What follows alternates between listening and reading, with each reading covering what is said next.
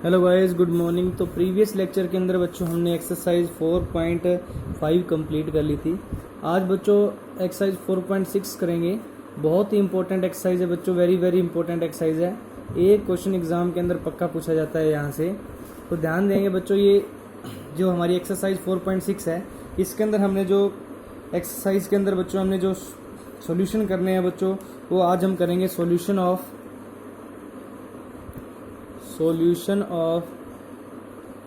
System of linear equation. Solution of system of a linear equation, ये हम करेंगे बच्चों इसके अंदर। तो देखिए इसके अंदर क्या करेंगे हम बच्चों। सबसे पहले आपको पता होना चाहिए कि लीनियर इक्वेशन क्या होती है। तो लीनियर इक्वेशन की फॉर्म बच्चों always ax plus B Y plus C Z is equal to D. ये ऑलवेज किसकी फॉर्म होती है बच्चों? एक लीनियर इक्वेशन की होती है। डिफरेंट वेरिएबल, यहाँ पे वेरिएबल क्या है बच्चों? एक्स वाई और जेड हैं, जिनके एक्सपोनेंट क्या होना चाहिए बच्चों? 1 होना चाहिए। जिनका एक्सपोनेंट क्या होता है? 1 होता है। तो इस फॉर्म को कौन सी बोलते हैं बच्चों? हमें लीनियर इक्वेशन। अब यहाँ पे एक लीनियर इक्वेशन का पूरा आपको सिस्टम दिया होगा, जैसे कि आपके पास a1x plus b1y plus c1z is equal to बच्चों क्या दिया होगा आपको? d गिवन होगा, b1 होगा। इसी टाइप से a2x plus b2y plus c2z is equal to d2 given होगा आपको। इसी टाइप से बच्चों आपके पास a3x plus b3y plus c3z is equal to आपके पास क्या होगा बच्चों? d3 होगा। इस तरह से आपको इक्वेशनें दी होंगी। वो इक्वेशन आपकी 3 वेरिएबल्स में भी हो सकती हैं और 2 वेरिएबल में भी हो सकती है। अगर 2 वेरिएबल में है तो 2 ऑर्डर के मैट्रिक्स बनेंगे, और इस टाइप से अगर 3 वेरिएबल में है तो 3 ऑर्डर के मैट्रिक्स बनेंगे। तो इसके अंदर बच्चों फिर जो हमारे पास लेट कर लेंगे हम, जो ए मैट्रिक्स होगा वो कौन सा होगा? यहाँ से बच्चों ए मैट्रिक्स आ जाएगा a1 b1 c1, a1 b1 c1, a2 b2 c2, a3 b3 c3। ये आपके पास बच्चों कौन सा हो गया है? ए मैट्रिक्स हो गया है। और इसी टाइप से बच्चों आपके पास जो x होगा, x जो आपको जिन वेरिएबल्स की वैल्यू निकालनी है, यहाँ में किसकी वैल्यू निकालनी है बच्चों? x y और z की। वो आपके पास क्या होगा बच्चों? x होगा। और जो राइट साइड में होंगे बच्चों वो होगा आपका बी मैट्रिक्स। और बी मैट्रिक्स एक कॉलम मैट्रिक्स होगा d1 d2 एंड d3। तो इस तरह से आप बच्चों उन सिस्टम को मैट्रिक्स फॉर्म में लिख सकते हो। सबसे पहले जो एक्स वाई जेड के कोफिशिएंट हैं उनको हम ए मैट्रिक्स में लिखेंगे, और फिर हमें जो वेरिएबल है हमारे पास एक्स वाई जेड, वो एक्स मैट्रिक्स बनेगा। और बी है जो हमारा राइट साइड के अंदर हमें कांस्टेंट दे रखे हैं, वो बच्चों हमारे क्या हो जाएंगे? बी मैट्रिक्स हो जाएगा। फिर उसके बाद बच्चों इसका जो सॉल्यूशन हम फाइंड करेंगे वो सिस्टम ऑफ इक्वेशन, जो ये हमारा सिस्टम ऑफ इक्वेशन जो है, इसको हम क्या किस फॉर्म में लिख सकते हैं? System of equation can B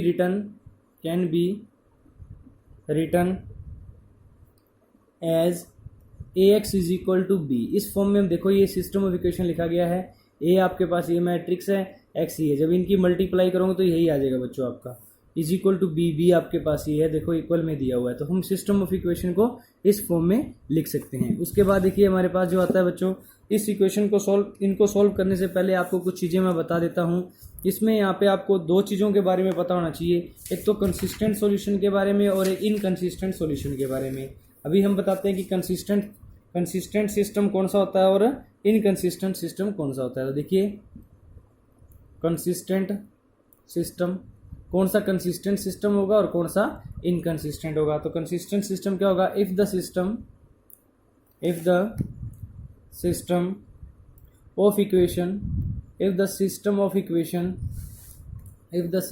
equation has one और if the system of equation has one or more solution,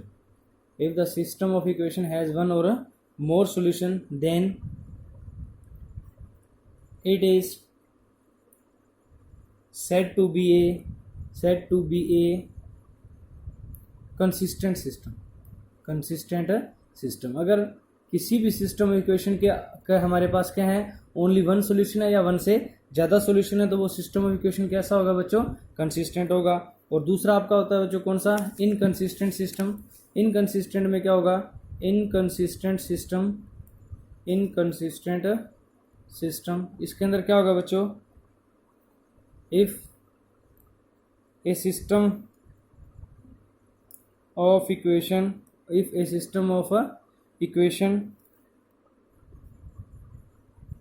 if a system of equation have no solution, it means we can say that कि जिस system of equation का क्या कोई solution exist ना करे, no solution exist, then it is said to be a inconsistent. तो हम वो क्या हो जाएगा, हमारा इनकंसिस्टेंट सिस्टम हो जाएगा बच्चों, जिस सिस्टम ऑफ इक्वेशन का क्या हो, कोई भी सॉल्यूशन न एग्जिस्ट करे, तो वो कौन सा हो जाएगा, आपका इनकंसिस्टेंट हो जाएगा। तो हम देखिए किसके सॉल्यूशन एग्जिस्ट करते हैं, किसके सॉल्यूशन एग्जिस्ट नहीं करते, इनके बारे में भी आपको पता होना चाहिए कि किस किस सिस्टम ऑफ इक्वेशन के सॉल्यूशन हमारे पास हैं वो एग्जिस्ट करते हैं, और किस किस सिस्टम ऑफ इक्वेशन के हमें हमारे पास सॉल्यूशन है वो एग्जिस्ट नहीं करते। तो मैं यहाँ पे बता देता हूँ बच्चों इसका क्राइटेरिया आपको थोड़ा सा। आपको सबसे पहले इस फॉर्म में लिखने के बाद, ये फॉर्म लिखोगे तो ए मैट्रिक्स मिलेगा आपको उस ए मैट्रिक्स का क्या फाइंड करना है, मैं 3 सिस्टम बता रहा हूँ यहाँ पे। फर्स्ट क्या है आपके पास ये क्या है, क्राइटेरिया है बच्चों ऑफ कंसिस्टेंसी का, तो मैं यहाँ लिख देता हूँ आपका क्राइटेरियन ऑफ कंसिस्टेंसी। ये कंसिस्टेंसी का क्या है बच्चों, हमारे पास है क्राइटेरिया है। क्राइटेरिया में क्या क्या है बच्चों, जब हमने सिस्टम ऑफ इक्वेशन को किस फॉर्म में लिख दिया, आपके पास है A X is equal to B form में लिख दिया, देन आपको क्या फाइंड करना है बच्चों, फर्स्ट पार्ट के अंदर, फर्स्ट में आपको फाइंड करना है कि आपको डिटर्मिनेंट ऑफ ए फाइंड करना है, ए का डिटर्मिनेंट फाइंड करना है। If determinant of A not equal to क्या आ जाए बच्चों, 0 आ जाए, then the system is consistent. तो सिस्टम क्या होगा बच्चों, वहाँ पे कंसिस्टेंट होगा, सिस्टम ऑफ इक्वेशन क्या होगा, कंसिस्टेंट होगा, and has the unique solution, और वहाँ पे सॉल्यूशन क्या होंगे बच्चों, यूनिक सॉल्यूशन होंगे, and has the unique solution given by, और वो सॉल्यूशन जो हमारे हैं गिवन बाय, वो हम किससे फाइंड कर लेंगे, x is equal to A inverse B से। x को किसके इक्वल रख देंगे, ए इनवर्स बी के इक्वल रख के हम उसका क्या फाइंड कर लेंगे बच्चों, सॉल्यूशन फाइंड कर लेंगे। उसके बाद जो हमारे पास आता है बच्चों, देखिए नेक्स्ट जो सेकंड है,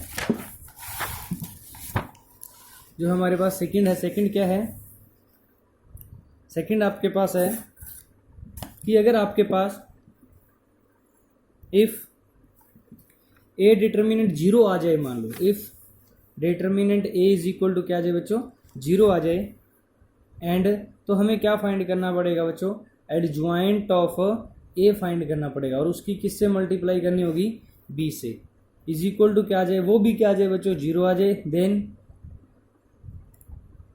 द सिस्टम इज कंसिस्टेंट। तो सिस्टम वहाँ भी क्या होगा बच्चों, आपका कंसिस्टेंट होगा, and has infinitely many solution. यहाँ भी क्या होंगे बच्चों, इनफाइनाइटली मैनी सॉल्यूशन होंगे। कब, जब आपके पास डिटर्मिनेंट 0 के इक्वल आ जाए और एडजॉइंट ए की किससे मल्टीप्लाई करनी है, बी से, तो वो किसके, और वो भी किसके इक्वल आ जाए, 0 के, तो सिस्टम क्या होगा आपका, कंसिस्टेंट होगा, और इनफाइनाइटली क्या होंगे, मैनी सॉल्यूशन होंगे। फिर आपके पास थर्ड है बच्चों, थर्ड क्या कहता है, इफ डिटर्मिनेंट ए 0 ही आ जाए, एंड जो एडजॉइंट ए इंटू बी आपने फाइंड किया है वो क्या आ जाए बच्चों, नॉट इक्वल टू 0 आ जाए, then system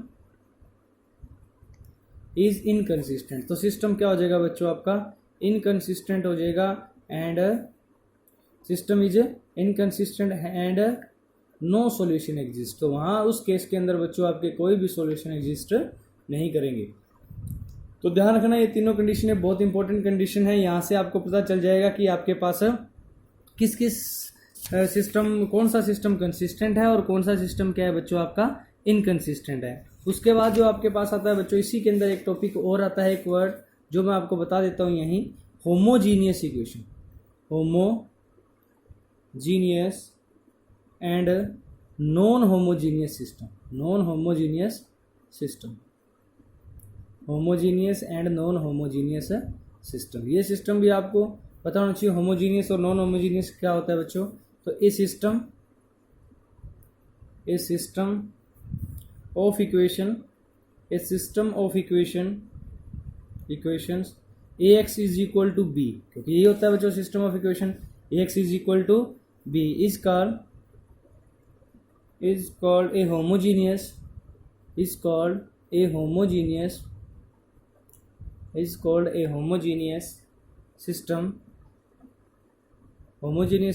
if b is equal to 0। अगर b वैल्यू, जो b हमने क्या लिखा था पीछे बच्चों, d1 d2 d3, अगर b क्या है बच्चों, यहाँ पे क्या है हमारा 0 है, तो वो कौन सा होगा बच्चों, हमारा होमोजीनियस सिस्टम होगा। अदरवाइज वो कौन सा होगा बच्चों, नॉन होमोजीनियस होगा। Otherwise it is called non homogeneous. अगर वो 0 के इक्वल नहीं है तो फिर वो कौन सा हो जाएगा बच्चों, नॉन होमोजीनियस हो जाएगा, non homogeneous system of equation. अगर आपकी d1 d2 और d3 की वैल्यू आपके पास 0 बन जाए तो वो कौन सा हो जाएगा बच्चों, होमोजीनियस हो जाएगा। अदरवाइज वो क्या हो जाएगा, नॉन होमोजीनियस हो जाएगा। तो इस तरह से आपको ये क्राइटेरिया थोड़ा ध्यान रखना है क्वेश्चन करते हुए। तो अब हम देखिए बच्चों इसके क्वेश्चंस पे आ रहे हैं।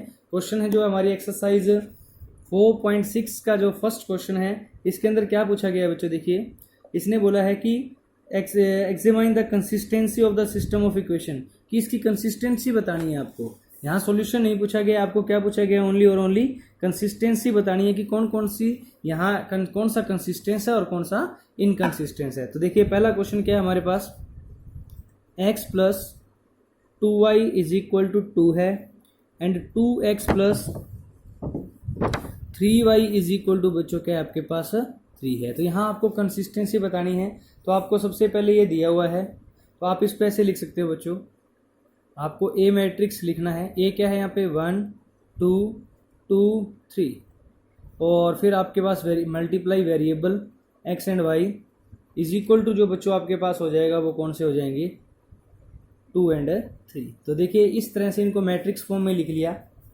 मैट्रिक्स फॉर्म में लिखने के बाद और, या फिर इनको आप किस फॉर्म में लिख सकते हो, A X is equal to B, where जो आपके पास ए है वो क्या है बच्चों, where A is equal to आपके पास है 1 2 2 3, और इसी तरह से आपके पास जो x है वो x क्या है हमारे पास बच्चों, जो ये है x क्या है, x आपके पास है x एंड y, और जो b है वो b कितना है आपके पास है, x है आपके पास x एंड y, और b है वो b की वैल्यू कितनी है बच्चों, यहाँ पे 2 एंड 3 है। b की वैल्यू है आपके पास 2 एंड 3। अब आपको क्या फाइंड करना है, डिटर्मिनेंट a फाइंड करना है। डिटर्मिनेंट a फाइंड करेंगे तो डिटर्मिनेंट a फाइंड करेंगे तो कितना आएगा, देखिए बच्चों डिटर्मिनेंट a फाइंड करें तो 5 -7 7 एंड -5। मैंने इसका डिटर्मिनेंट फाइंड किया तो देखिए कितना आएगा, सॉरी बच्चों मैंने क्या नोट कर दिया, ये डिटर्मिनेंट a फाइंड कर रहे हैं। डिटर्मिनेंट a फाइंड करें तो यहाँ डिटर्मिनेंट क्या हो जाएगा बच्चों,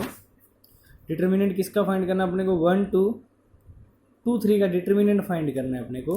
तो 1 2 2 3 का डिटर्मिनेंट फाइंड करना है। तो देखिए डिटर्मिनेंट कितना आएगा इसका, determinant a is equal to 3 -2 की 2 से मल्टीप्लाई बच्चों कितना आ जाएगा आपके पास 4 आ जाएगा। 3 - 4 कितना आएगा आपके पास -1 है, वो नॉट इक्वल टू क्या है, 0 है। तो डिटर्मिनेंट आपका यहाँ पे क्या है बच्चों, नॉट इक्वल टू 0 आया। और मैंने फर्स्ट कंडीशन ही लिखवाई थी, अगर डिटर्मिनेंट नॉट इक्वल टू 0 है तो यहाँ लिख सकते हो आप, so the given system has, क्या है बच्चों यहाँ पे, given system is consistent. Given system में बच्चों क्या है आपका, कंसिस्टेंट है and has a unique solution. Given system has consistent and has a unique solution. तो इस तरह से आपको चेक करके बताना है कि बच्चों कौन से का हमारे पास किस किस सिस्टम का सॉल्यूशन है वो यूनिक है, और किस किस सिस्टम का जो सॉल्यूशन है वो क्या है बच्चों, इनफाइनाइट है, और किसके नो सॉल्यूशन है। तो आपको ये फर्स्ट क्वेश्चन में इसी तरह से चेक करके बताना है 1 to 6 के अंदर। एक आधा क्वेश्चन और ले लेते हैं बच्चों इसके अंदर, जैसे कि क्वेश्चन नंबर हमारा 5 है। 5 क्वेश्चन में क्या कहा गया है, 3x -y -2z is equal to आपके पास 2 है, और उसके बाद 2y -z is equal to आपके पास -1 है, and 3x -5y is equal to आपके पास बच्चों कितना है, 3 है। तो देखिए सबसे पहले तो आपको चेक करना है कि क्या क्या टर्म मिसिंग है। यहाँ पे x मिसिंग है, यहाँ z मिसिंग है, तो जो मिसिंग हो वहाँ 0 लिख देना। तो सबसे पहले हम इसको क्या लिख सकते हैं, 3 -1 -2। उसके बाद बच्चों यहाँ x मिसिंग था तो 0 2 -1। देखिए जेड जुट वगैरह कुछ नहीं लिखना, आपको उनका कोफिशिएंट लिखना है, और जिसके आगे कुछ नहीं उसका कोफिशिएंट 1 होता है हमेशा। उसके बाद बच्चों आपके पास है 3 -5 एंड जेड मिसिंग है तो जेड को क्या लिख देंगे, 0 लिख देंगे। और फिर आपके पास कितने वेरिएबल हैं यहाँ, x, y और z 3 वेरिएबल हैं। इक्वल टू क्या लिख देंगे इसको, 2 -1 एंड 3 लिख देंगे। उसके बाद और हम इसको क्या लिख सकते हैं कि ax इज इक्वल टू क्या आपके पास b है, वेयर आपके पास a क्या है बच्चों, a है आपके पास 3 -1 -2 है, 0 2 -1 है, 3 -5 और 0 है उस, और यहाँ पे b x कितना है, x की वैल्यू है आपके पास x y एंड z है। उसके बाद आपके पास जो b की वैल्यू है वो कितनी है, b आपके पास है 2 -1 एंड 3। ये आपके पास किसकी वैल्यू है बच्चों, b की वैल्यू है। तो a की वैल्यू पता चल गई। अब आपने क्या फाइंड करना है, a का डिटर्मिनेंट फाइंड करना है। a का डिटर्मिनेंट फाइंड करना है, a का डिटर्मिनेंट फाइंड कर लीजिए। यहाँ जब हम a का डिटर्मिनेंट फाइंड करेंगे तो कैसे करते हैं बच्चों, एक्सपेंड करके करते हैं। और किससे एक्सपेंड करना है, यहाँ पे जिसमें ज़्यादा जीरो हो, ज़्यादा जीरो मुझे इसमें दिख रही है क्योंकि एक जीरो इसमें ही आ रही है, तो मैं इसको किससे एक्सपेंड कर देता हूँ, एक्सपेंडिंग बाय C1 से जब मैं इसको एक्सपेंड करूँगा तो डिटर्मिनेंट a 3 बाहर छोड़ूंगा बच्चों, ये कॉलम और ये रो छोड़ दूंगा, तो क्या बचेगा 2 -1 -5 और 0। ये लिखने की ज़रूरत नहीं है क्योंकि ये प्लस का होता है, ये माइनस का और ये प्लस का। तो देखिए ये वाला लिखने की ज़रूरत नहीं क्योंकि 0 बाहर छोड़ेंगे और 0 से मल्टीप्लाई होके 0 हो जाएगा। अब ये +3 बाहर छोड़ देते हैं, यहाँ से ये रो और ये कॉलम छोड़ेंगे तो क्या बचेगा बच्चों, -1 -2 2 एंड -1, ये आ गया आपके पास। अब इसको सॉल्व कर लीजिए, 3 × 0 माइनस में और मल्टीप्लाई करूँगा -5 की -1 से तो प्लस का 5 ही आ जाएगा, तो 0 -5 आ गया, +3 × 1 क्योंकि -1 की -1 से +1 माइनस कर देंगे 2 की -2 से -4 तो +4 हो जाएगा ये।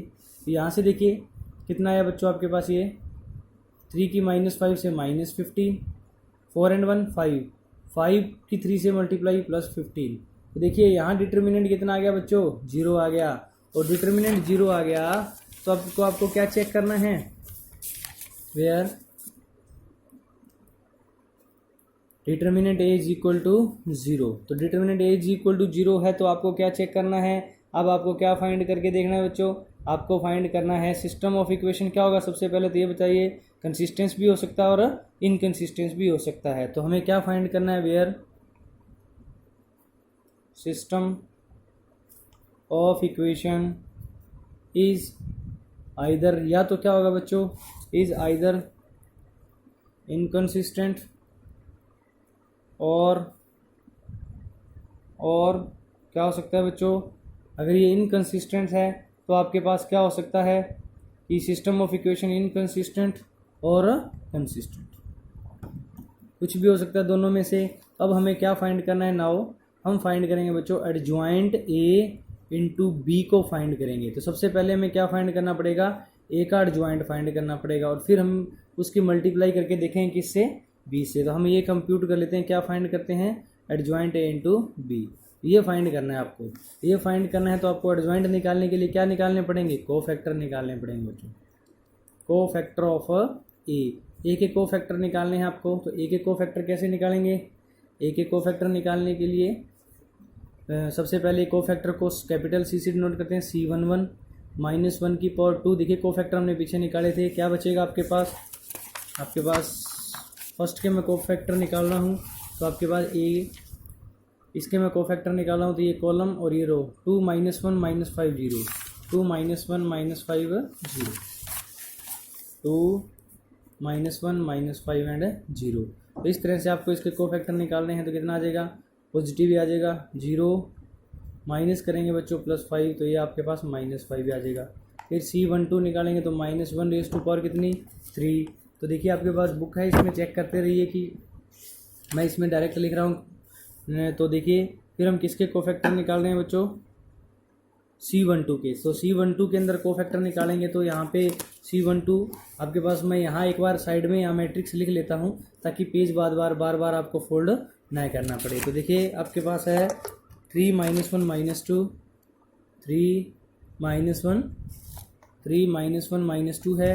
और उसके बाद है आपके पास 0 2 -1, 0 2 -1, और ये आपके पास है 3 -5 0। ये एक्स्ट्रा वर्क है बच्चों, इसको नोट मत कर लीजिएगा, ये एक्स्ट्रा वर्क है। तो देखिए अब आपके पास C12 इसके हमने कोफैक्टर निकालने हैं, तो ये कॉलम ये रो छोड़ देंगे, तो क्या बचेगा बच्चों आपके पास 0 -1 3 और 0 बचेगा। तो मल्टीप्लाई करेंगे तो ये माइनस में आएगा, क्योंकि माइनस की नेगेटिव की टर्म्स की पावर क्या है, ओड है, तो नेगेटिव आएगा। 0 माइनस कर देंगे -3 तो +3 हो जाएगा, लेकिन यहाँ बाहर माइनस है तो ये किसका आएगा बच्चों, -3 आएगा। फिर हम फाइंड करते हैं बच्चों C13 फाइंड करेंगे, तो ये 13 है, ये कॉलम और ये रो। क्या बचेगा आपके पास 0 2 3 -5 ये बचेगा। तो आपके पास देखिए कितना आ जाएगा यहाँ से -1⁴ भी लिखेंगे यहाँ पे, तो ये पॉजिटिव ही आएगा। 0 -6 तो ये आपके पास -6 से आ जाएगा। और इसके बाद C21 फाइंड करेंगे तो -1�3, 2 and 1 3, तो 2 1 ये रहा, 2 1 ये रो ये कॉलम। क्या बचेगा बच्चों -1 -2 -5 0, -1 -2 -5 एंड 0। तो ये आपके पास नेगेटिव टर्म आएगी, तो 0 माइनस में 10, क्योंकि देखिए +10 आएगा लेकिन हमें माइनस करना होता है, तो ये प्लस का 10 ही आ जाएगा। उसके बाद आपके पास C22 फाइंड करेंगे, -1⁴, C22 ये रहा 22, ये रो कॉलम ये रो 3 -2 3 0, 3 -2 3 एंड 0, तो ये आ गया आपके पास। तो ये नेगेटिव ये पावर प्लस में आएगा बच्चों, तो और ये आ जाएगा 0 माइनस करेंगे तो -6 तो +6 हो जाएगा, तो ये 6 ही आ जाएगा। फिर C23 फाइंड कर लेंगे, -1⁵ हो गया। अब माइनस ये रहा 2 3 ये रो ये कॉलम, 3 -1 3 -5, 3 -1 3 -5, तो देखिए कितना आ जाएगा, ये माइनस आ गया।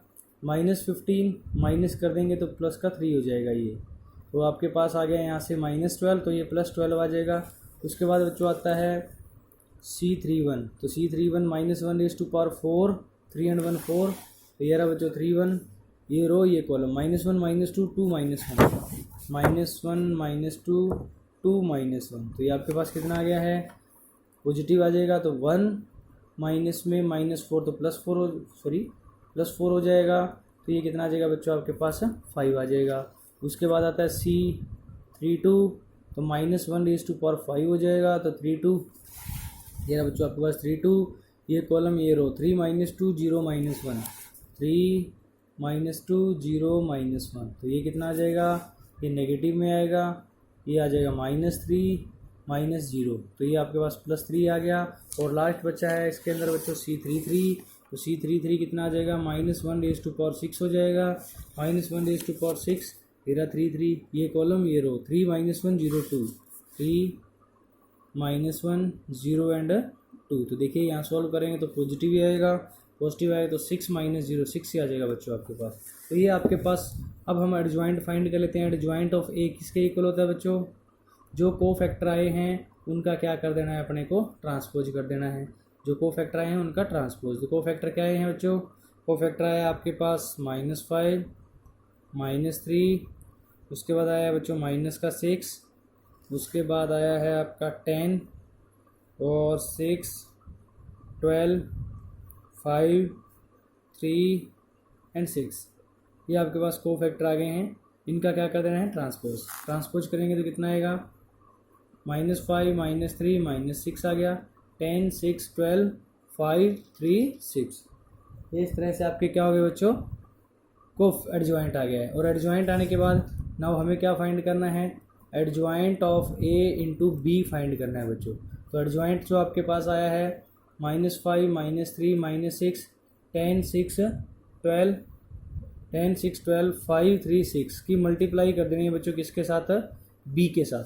तो बी क्या है यहाँ पे, जो बी मैट्रिक्स था पीछे देखिए, बी आपके पास क्या आया था, बी आपके पास था 2 -1, ये रहा बी 2 -1 3 था। तो इसके साथ मल्टीप्लाई करनी है इसकी 2 -1 एंड 3। तो मल्टीप्लाई करके चेक कर लीजिए बच्चों क्या आता है आपके पास। देखिए जब मैं फर्स्ट कॉलम की करूँगा तो क्या आएगा, -10 +3 एंड ये आ जाएगा बच्चों -18। इसी टाइप से फर्स्ट रो, अभी ये फर्स्ट कॉलम हो गया, अब सेकंड रो फर्स्ट कॉलम तो ये एलिमेंट आएगा 20 -6 प्लस का 36 आ जाएगा बच्चों। इसके बाद आ जाएगा 10 एंड ये -3 और ये आ जाएगा बच्चों 18। तो चेक कर लीजिए क्या आया है। यहाँ से मेरे पास आ रहा है माइनस का 25, तो माइनस के 10 और माइनस के 18 -28 प्लस 3 -25। ये आ रहा है 20 एंड 36 हो जाएंगे बच्चों आपके कितने हो जाएंगे 56। 56 -6 50 आ गया। और इसके बाद ये हो जाएगा 28 - 3 ये हो जाएगा 25। लेकिन ये नॉट इक्वल टू क्या है बच्चों जीरो मैट्रिक्स। ये जीरो मैट्रिक्स के इक्वल नहीं आया है। और ये अगर जीरो मैट्रिक्स के इक्वल नहीं आ रहा है तो आपको पता है बच्चों गिवन सिस्टम ऑफ इक्वेशन क्या होगा inconsistent. Given system of equation is inconsistent. Given system of equation क्या होगा बच्चों आपका इनकंसिस्टेंट होगा एंड हैज़ नो सॉल्यूशन, और इसके कोई भी सॉल्यूशन नहीं होगा। Given system of equation has inconsistent and has no solution. तो इस तरह से बच्चों आपको चेक करना है इसके अंदर कि आपको किस टाइप से ये इसके क्वेश्चन क्या करने हैं आपने अटेम्प्ट करने हैं। तो ये जो फर्स्ट आपके पास जो बच्चों क्वेश्चन है कौन से कहाँ तक है ये 6 तक है बच्चों। तो 6 के अंदर आपको यही चेक करना है कि कौन सा सिस्टम ऑफ इक्वेशन क्या है कंसिस्टेंट है और कौन सा सिस्टम ऑफ इक्वेशन क्या है इनकंसिस्टेंट है। तो इसके बच्चों आपके पास उसके बाद जो सेकंड 7 से क्वेश्चन है उसमें system of equation linear and फिर उनका मैट्रिक्स मेथड का यूज़ करके उनको क्या करना है बच्चों आपको सॉल्व करना है। लेकिन आप बच्चों आज के लिए वर्क इतना ही है आपको। तो जो ये 6 क्वेश्चन है इनको आपको चेक करके देखना है कि कौन सा सिस्टम ऑफ इक्वेशन कंसिस्टेंट है और कौन सा सिस्टम ऑफ इक्वेशन इनकंसिस्टेंट है। इसके बाद आपको जो नेक्स्ट क्वेश्चन बच्चों वो अपना नेक्स्ट लेक्चर के अंदर लेंगे। इसके अंदर बच्चों जो आपके जो सारे के सारे क्वेश्चन जो कि नो सॉल्यूशन का, एक क्वेश्चन हम इसका नो सॉल्यूशन का लेंगे, एक क्वेश्चन यूनिक सॉल्यूशन का लेंगे और एक क्वेश्चन इनफाइनाइट मैनी सॉल्यूशन का लेंगे कि किस तरह से हमें इनको अटेम्प्ट करना होता है। तो आज के लिए आपका वर्क इतना ही है। तो अच्छे से बच्चों घर बैठ के मेहनत कीजिए और आपको अगर कोई प्रॉब्लम आ रही है तो हमें बताइए। तब तक के लिए thank you, have a nice day.